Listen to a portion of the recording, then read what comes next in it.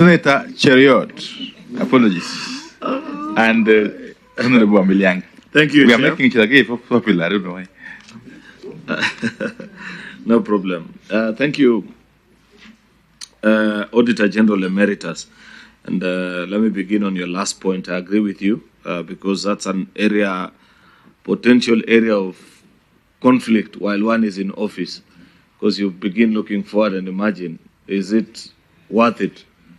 Or you live the Kenyan way of looking the other way, knowing that your future is assured. So I agree that's something that perhaps the committee needs to look into, and we will consider effectively. I want to perhaps borrow from your experience during your time when you served as Auditor General.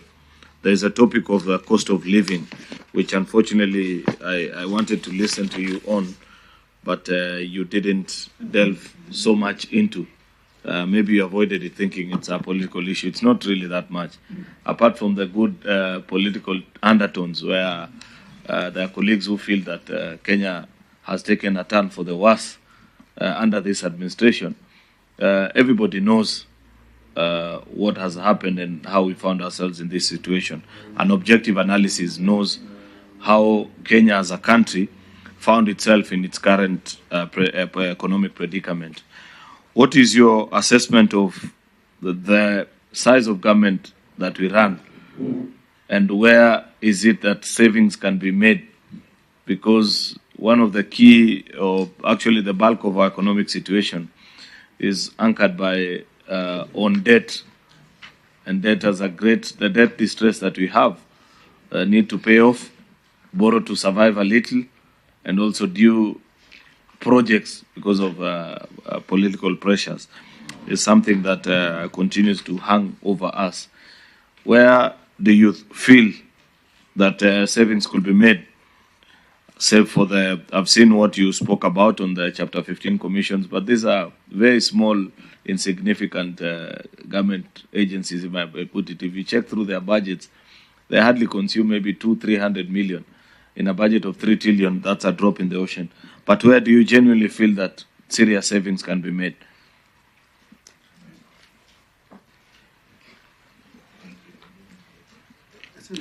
Okay, go next. Thank you, Auditor General. We've listened to you. And I like the fact that you have actually alluded to this committee that these are your personal, initiatives and maybe decisions that you have decided to put to the committee. I want to visit this phrase that you used. We need a presidential versus parliamentary system of government. And in your view, the election of president and governors on one man, one vote is a source of very expensive elections and corrupt practices, which will actually, in turn, maybe need a payback after you are elected. But you have failed to give us a way forward on that. Do you have any suggestion on that you can give to this committee? Thank you. Please answer those in under 2 minutes, if possible. Yeah. Thank you very much. In fact, when I was trying to present my views, I was wondering whether I should develop in the issue of cost of living. And I thought maybe this cost of living was being left outside the terms which are good. But Senator Aaron, this cost of living is an accumulation of things which has happened. It's accumulation of costs which we are now carrying forward. So you must understand that it's not a one of which just happened today. So this accumulation things have been partly of debt and partly just a very costly government we've been managing. Costly in various senses. A lot of abuses, waste, a lot of unnecessary expenditure, so to speak. So, and therefore it is one which is carried because of us, the managers, the leaders, and so forth. So we have a duty on that. Now, what's the way forward? The way forward is that the cost of living is actually biting the ordinary person more than us who are seated here.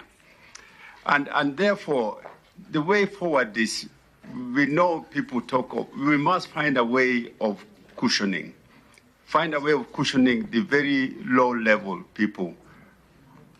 Whether you call it, people don't want to, people use subsidy, but use social cushioning, that must be there. And where would this money have to come from? This money has to come from the very things which has brought us to the cost of living, reducing the cost of government in that context. And my idea would be, if we can agree to cap the cost of government for the next 3 years alone, then we will have easily started addressing some of the accumulated abuses and mismanagement. And therefore, we can also be able to tackle the issue of taxes in our cost of living. Thank you. Now, the other one about presidential versus, this is just my own view, because I have had the experience in Africa, and there is no country in Africa where you go and vote for one man, one vote, and you don't expect that person to have power. So that is something which then breeds a lot of things. But it's not because it's presidential. But sometimes I wonder, South Africa has got the same fabric like us, I mean, in terms of ethnicity, in terms of what. How is it that theirs is presidential, but there is no, the fighting which we have? So that's the question I would like to leave with you. Thank you very much, Dr. Ouko. Yes. We shall now release you.